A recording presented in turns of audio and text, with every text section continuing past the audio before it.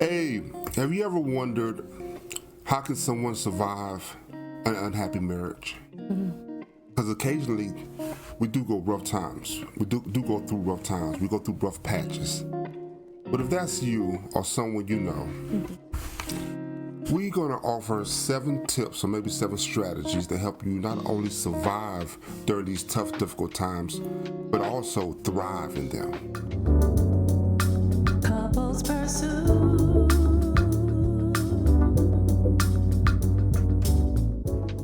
Hello, this is Vincent And Valerie. Woodard, and today on Couples Pursuit, We're going to talk about how to survive an unhappy marriage.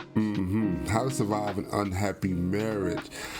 This is personal, baby. Yeah, it is. Because I don't know how we defined our early days of marriage, but there was some really good times, but there was also some really rough patches. Yes. And Yeah. and choosing to True. stay in an unhappy marriage is a personal decision.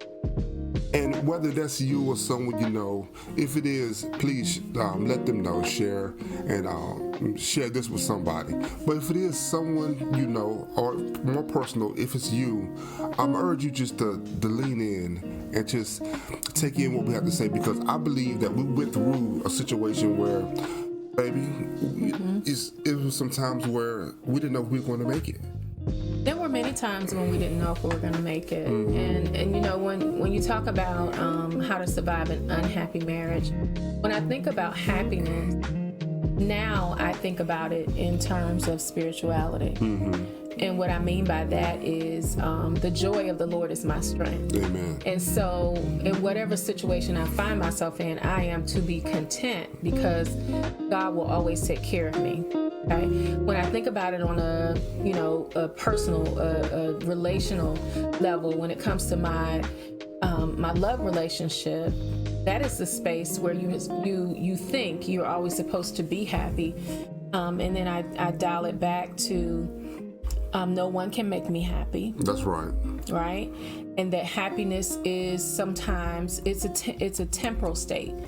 You know, we can be happy, we can be sad, we can be joyful, we can be sorrowful, we can have all those emotions.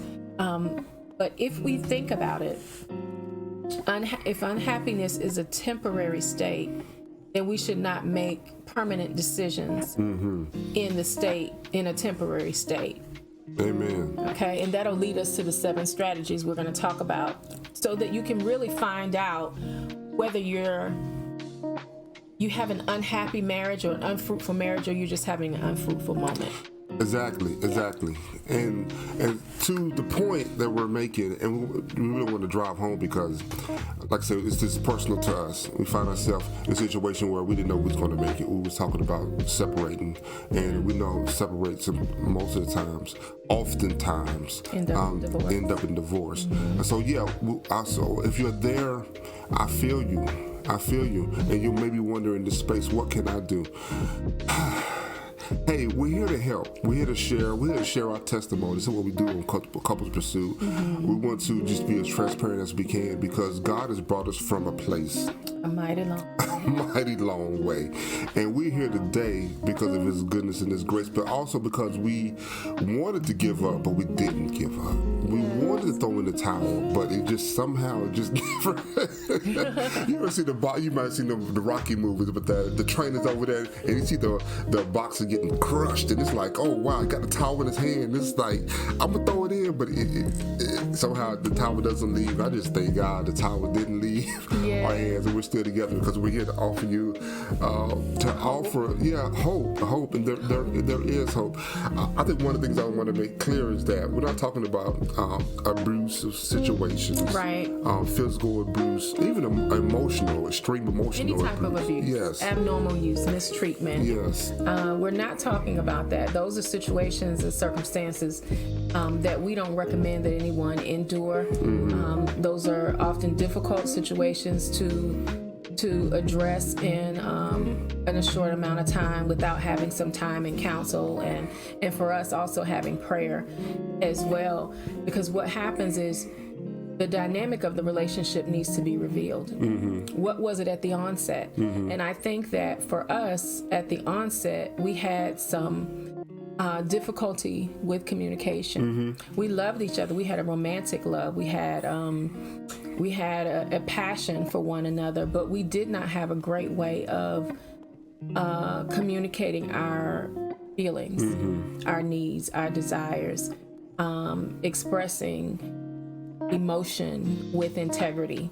What I mean by that is saying how you feel and what you need without being rude, without being hurtful, without using anger, without resorting to hitting below the belt and all of those things. And all of those things, when they happen, when they come to you from a person that you love, it bruises you. It does cause you to feel unhappy. It creates a chasm of if it's not silence, it's emptiness. Yes. Because sometimes you can have the conversation, you talk to each other, you do the things you normally do, but it's empty.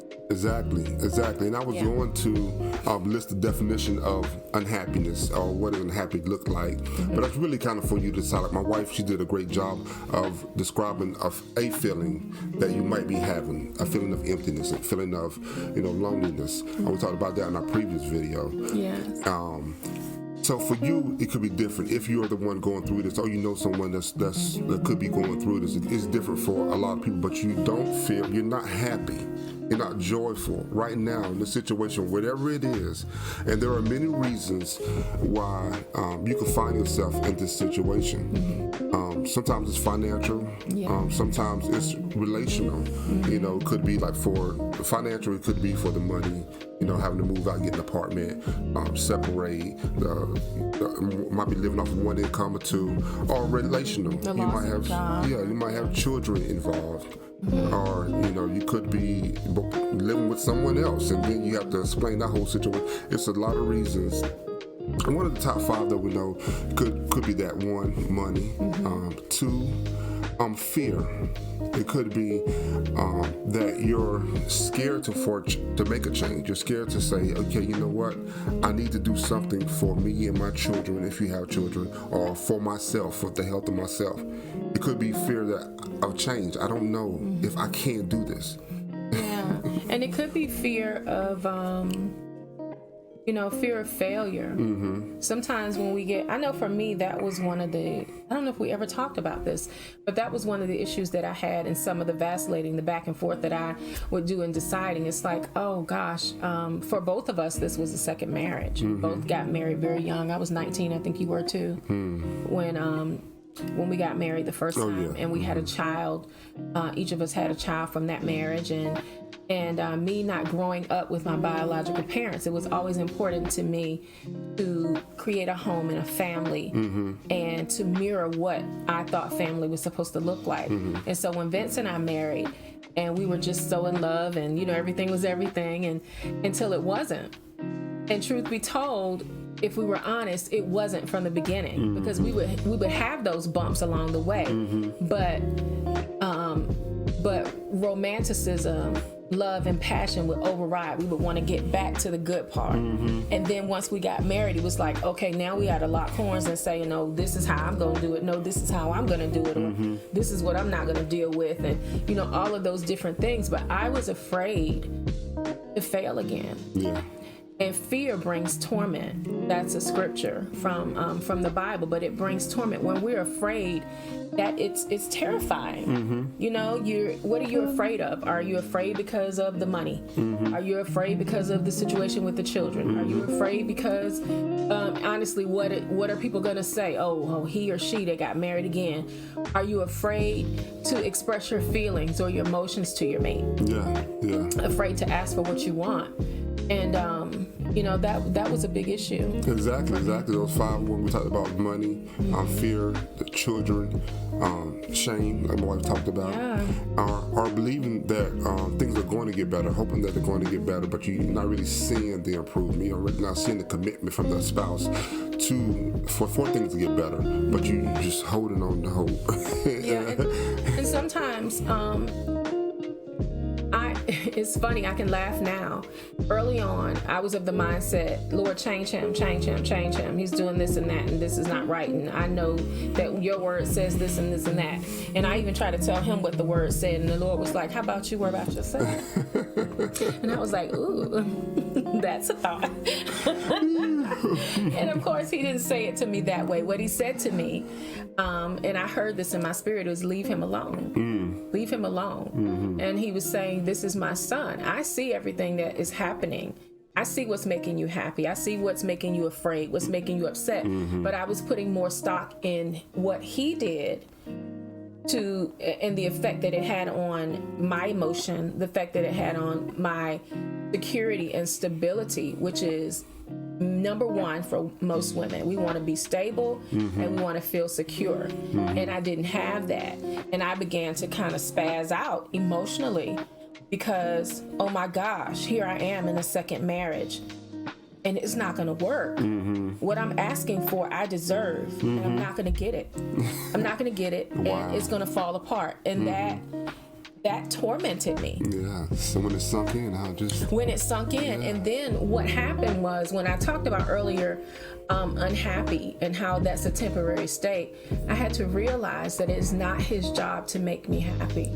See, you stepping on that was my first tip. Go ahead. Well, no, you take it then. I'll stop there. No, you're good. First, it's realizing that with the unhappy marriage, unhappy situation, there are probably one or two unhappy mates, spouses. And realizing that I'm not responsible to make you happy. I can't make you happy. What I am responsible for is my accountability to what I've done to cause you to not feel good about it. To affect it. I can't make you do anything, but I can't be accountable to my actions. So that's my first strategy, is to be accountable to your actions. What are you doing? What have I done? And it's not so much if that other person would just get better, if they would just do this. I know that maybe they done something. Okay, I get that. But also, this is a great time to reflect and say, okay, what about me? How do I respond? Yeah. What about me how do that I can respond? change? Yeah, not so much react because we tend to, but how do I respond? And how much. Although we say our significant other, our better half, all those, phrases that we use for our spouse, but we are individuals first. And we are responsible for our own well-being. We're responsible for our own, sustaining our own health, our mental health, our emotional health, our spiritual health. It is important for us to be able to dial that in. And when you come alongside your spouse, you should enhance one another, not cipher from one another, not draw from one another, and not give back. It's okay for me to have, for us to have a give and take, but it's not that my husband should be the source of anything that I need. God is the source of everything that I need. And when we come together to be one, then we complement each other. And so if you have that mindset that I'm going to, because this is what the Lord was saying to me when I said earlier, and I laughed, he says, how about you, worry about yourself? Yes, you be concerned. This is my son. I know what he's doing. I'll take care of him. You have your attention is too much on what he's doing and not enough on me. Not enough on me and not enough on you, because what was even bigger at points when I was unhappy was not what was making me unhappy. It was how I was responding to it. That was telling me everything about where I sat in my spirit, where I sat in my security, where I sat with my spiritual relationship, where I sat emotionally, where was my esteem, where was my trust, where was my faith. It was in how he behaved in the relationship that was like, okay, this is the determiner of whether or not our marriage is going to be healthy or survive. Wow. And it was all wrong. Now, that was all subconscious. But when the Lord said that to me, when he spoke that to me, to leave him alone, he also said several other things. And one of the things he said is, I miss you. Wow. Meet me in the morning. Meet me in the morning. You remember I told you that, meet me in the morning. I had stopped spending my time. I was so consumed with what wasn't making me happy that was, it consumed all of my life. And I'm not proud to say that because I didn't think that's where I was, but I found out that's exactly where I was. And it was because of fear. I was afraid of what was going to happen to me, what was going to happen with my children, because he and I had a daughter as well, and what's going to happen. And so when you're fearful, you make irrational decisions, which is why I say don't make a permanent decision in a temporary situation. And often happiness is temporal. You know, we don't always feel happy. But I mentioned before that the joy of the Lord is my strength. And what that means is even when bad things happen, I still have the joy that comes from loving him and being loved by him. Amen. That helps me sustain whatever may happen in my relationships here. Amen. You know, Amen. whether it be my husband, my children, my family, my job, all of those things. So that was a huge lesson for me. So that's one, is take accountability.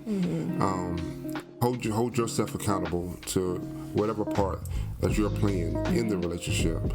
Either, you know what you're doing, and you know what you're not doing. So that's one. Two is to make difficult moments defining moments and not diminishing or declining moments. Yes, what do you mean by that? So there are times that's going to come up that you're like, man, wow, this is big. You know, it's deep, it's heavy. You know, instead of diminishing, I said running away from those difficult moments, or declining, like, well, we always do this. Every time we get in an argument, we always, yeah. So it's like we're going down steps, and we're declining. Our relationship is going down and down. No, make them defining moments. Case in point, when me and my wife were going through separation in the house, though, but we were talking about separating, leaving the house, me. And we started talking about who's going to get what. And you might have heard me say this before, but see, this is one of those defining moments when we start talking about who's going to get division of property. Yeah, division of property, you know. And I'm like, wow, this is serious. This is serious. And even at that time, I didn't make a decision. I wanted to stay with my wife, but I didn't want to be angry with my wife. I didn't want the kids to see us angry with one another. Didn't want to go and pick the kids up and I'm mad at her, and she's looking at me. We're not speaking, we're not talking. The kids feel all that. So I was like, no. If anything, I need therapy. I need counseling to learn how to deal with this new post-marriage life. And so did I. And as a matter of fact, I started counseling, I think a little bit before you did. I started individual counseling, and he went to individual counseling. And when we got to the point where we started to talk about division of property, assets, all that kind of thing, it did get really real. I remember that day was a lot of weeping. Oh boy, I cried so much. And it was like that, it was that emotional, it was such a deep sorrow. It was such a deep sorrow because really divorce is like a death, you know? And I was experiencing the death of our marriage, the death of our union. It's like we were on life support and we were getting ready to pull the plug. And what that said to me in that moment, which was very defining for me also, is like, okay, this is it. Everything is going to change after this. Yes. You know? And it was only by the grace of God that we were able to pull it back. And the way that, well, I say we were able to pull it back, but what happened is we surrendered. Yes. We didn't pull it back. We surrendered. I surrendered my feelings. I surrendered my emotions. And I began to pray. And I began to pray for him like he was my brother and not just my husband. Because my brother, I would not have any offense with the things that he was doing. or the things I was not pleased with. I prayed for him like I was praying for a friend's husband. You know, and when I say my brother, I mean like my brother in Christ. And so that took the sting out of it for me. It took happiness out of the equation for me. And then it became sincere. That took my mind off of myself. And it became really just me having that time and giving God my everything. That's right. And things were happening with him simultaneously until a moment of reconciliation came. I don't know if we'll share that tonight because that's a story, but Amen. But yeah, that was Yeah, it is. It's an amazing story. I just grabbed on to God because I need it. Yeah. And so that's a great segue to our third point, was don't take things personally. Don't make the other person could tell you how they're feeling, could tell you the state that they're in, and you get defensive because you like, well, they're blaming me for how they're feeling. Well, they're sharing how they're feeling, and it could be a result of something that both of you encountered. Yes. And so now you getting defensive over the blame, but not actually taking the time to take in the situation. Like, wow, that person is hurt. Wow, what I did really affected them in that way. I might not have thought it would have, but it did. So I have to not take it personally. It's not an attack. Right. Hopefully they're just sharing. And if they're sharing, it's okay to share back. Say, look, I didn't mean to. I took that the wrong way. Right. But this is what I meant. But I can't discount the fact that it didn't come out that way. Don't take it personally, and don't get so defensive all the time. Whenever you have a conversation, it's like I didn't leave the water on. I didn't do this. I didn't leave the microwave on high. And oftentimes, we laugh because some of the things that we argue about, and I say we, people in general, are so trivial and ridiculous, and it oftentimes doesn't have anything to do with the point of frustration or the point of tension in the relationship, but it has more to do with what's underneath it. Exactly. What's underneath that frustration? What's underneath that fear? What's underneath that irritation? What is really going on with you? How well do you know your mate? How well does your mate know you? Do they know how you process your feelings? Do they know your wants, needs, and desires? Have you communicated them? Have they asked you? Have you asked them? Have you been honest, or did you just fall in love and during the euphoric stage of romance decide you wanted to get married and you didn't have a plan? A plan for success, a plan for what do we do when we disagree? Exactly. What's on the table? What's off the table? That leads us to the fourth point, is to identify the reason. All the time we find ourselves in a situation where we get into a conversation, an argument, a disagreement, whatever we want to call it, with our spouse, and we actually forget what we're talking about because we're so defensive, we're backpedaling, we're trying to explain. No, this is not. You took it the wrong way. This is what I meant. Stop crying. Stop blaming Suck me. it up. What are we talking about again? Identify the reason. Yeah. That's so 4. true. Yeah. And, so true. And 5 is also, let's stop waiting for these issues to become compounded. Let's talk about issues as they arrive. Deal with it. Yeah, deal with it. Let's deal with it now. Hold on, wait a minute. I saw that look. You're not, something is not quite right with your countenance right now. If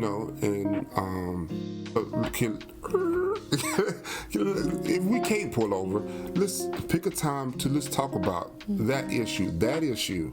Not, we do this every time. This happens every time. You always do this. No, my God. I can't stand that. Let's talk about always and never. That issue. Take the time to address the issues as they arrive. Yeah. As they come in, you don't have to worry about dealing with unforgiveness, because what happens is if you just sweep something under the rug, then you just eventually just get a pile of stuff under the rug, and you just keep tripping. You don't see it, but you keep tripping over it, right? You're like, what is that? You know what it is. You know what that is. It's a great analogy, yes. Right. So if I don't have, let's say for instance, Vince comes in and he said something to me and I snapped, right? And he's like, what's wrong with you? Nothing. What you mean what's wrong with me? Nothing is wrong with me. And before he comes in, I've noticed something I asked him to do, he didn't do, right? But instead of me saying, well, babe, I asked you to do such and such, how come you didn't, what happened? And this is not the first time it happens. And I don't say anything, but when he comes in, I say it all with my body language. I haven't forgiven him. I don't know if he forgot. I don't know if, I don't know what the situation was, but if I didn't ask him, if I didn't talk to him about it, then how do we get to a place of smoothing it out? How can we just sweep it up and throw it away versus putting it under the rug? And then every time something comes up, I'm mad at him for those two things, and the next time he do something, I'm mad at him for those two things, and then this thing, it sounds ridiculous, but it's so true. That's true. That's true. Wow, that's so good. That's so good.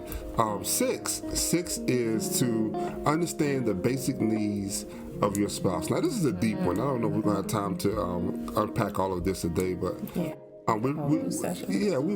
humans have basically 6 needs, and they're certainty. There's certainty, and that's another word for comfort. We have things, we want to do things our way, a certain way. We know this way does not give us pain. It does not give us discomfort. This is the way we chose to do it. There are some people that live for uncertainty. That's another way. And they live for sometimes being uncomfortable, being off kilter a little bit. They kind of thrive in that variety. Surprise. 6. Yes, they thrive in that. Some people certainty, uncertainty, variety. Then you have significance. Some people that they want to feel like, no, don't look past me, don't overlook me. I'm here. Make me important. I mean, really, I should be that important to you. And there's some people that, okay, well, you can overlook me. I'm good. I'm all right. But anyway, significance. 4 is love and connection. Some people really value that. The basic need. I have to have love, have to have connection. Yes. It's a basic need. Those are the top 4 human needs. And before you move on to the other 2, I think it's really important to say that that we also learned that although many people want love, many of us will settle for connection. And settling for connection doesn't always meet all the other needs that we just talked about. Needs 1 through 3, but just being able to make that physical contact, being able to be in relationship with someone, if it meets some other need, we will have connection instead of love. But when you have connection without love, you lose something. In a marriage, you lose something. Make it 7 instead of 6. I like that. Love and connection. Yeah. Love, certainty, uncertainty, significance, love, and connection. 5. 6 will be these are spiritual needs that we desire in our lives. That's growth. Yeah. Because if you're not growing, you're shrinking or you're dying. Yes. And the other one is contribution. We want to make a difference. It's a little different than significance. It's like other people to recognize you. But contribution is something that you have to do inward out. Making an impact. Yes. And so those 7 now basic needs, you have to understand where do you fit in that? How do you give that to your spouse? How do your spouse give that to you? What are you not getting that they need? And then how can you give that to them? And do they know how, as I mentioned before, have you studied your spouse? And are you selfish in your relationship? Are you only concerned about what makes you happy? That's a serious question to ask. Am I only concerned about what makes me happy? If whatever's going on doesn't bother my bubble, I'm good. But whatever's going on might not bother your bubble, but it may bother his bubble. And you need to know about that. You need to be concerned about the way that he or she receives information, the way they communicate. Can you tell when they're sad, when they're happy, when they're joyful, when they need love, affection, attention, intimacy? Are you concerned about those things? And some of you may have clicked on this title or listened to this session because you're in an unhappy marriage and you want to know, you want the answers. Sometimes we look for the answers we want. You want the answer of how to get out. If that's what you're looking for, that's not what we have to offer. No. I'm assessment.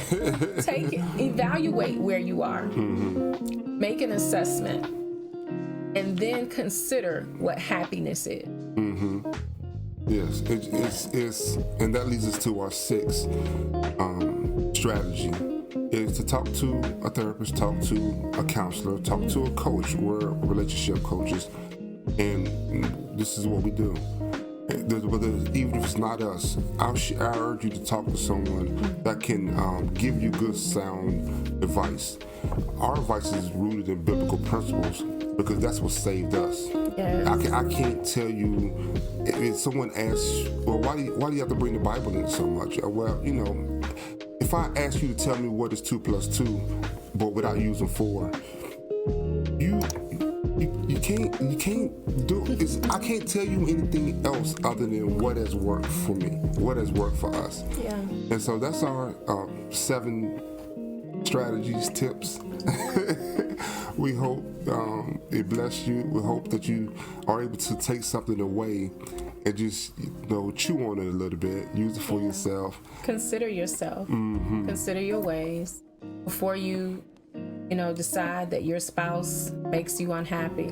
Consider where you are. Mm-hmm. What your contribution. What am I doing my best? Am I doing the best that I can? Mm-hmm. Am I being fair to? Is something unbalanced? Does that start with me? Mm-hmm. And then be bold enough to talk about it. That's right. Be bold enough to share this talk with them if they're open to hear it and discuss it. And if counseling is something that you are able to do, that's wonderful. That's right. That's wonderful. That's right. Reach out to us. Either I'll leave a link under this in the comments below or in the section below. Or if you're hearing this through the podcast, through the radio show, please go to our website at couplespursuit.com. This is the names on the title. couplespursuit.com. Amen. Yes. Amen. Yes. Well, thank you for joining us this evening. Those of you that may listen to this after it's aired initially, we do always read your comments and respond. So if you have questions, please reach out, ask your question. We'll be happy to answer that. And until the next time, may the Lord bless you and keep you, make his face shine upon you and be gracious to you and give you peace. We'll see you next time on Couples Pursuit. Bye. Bye.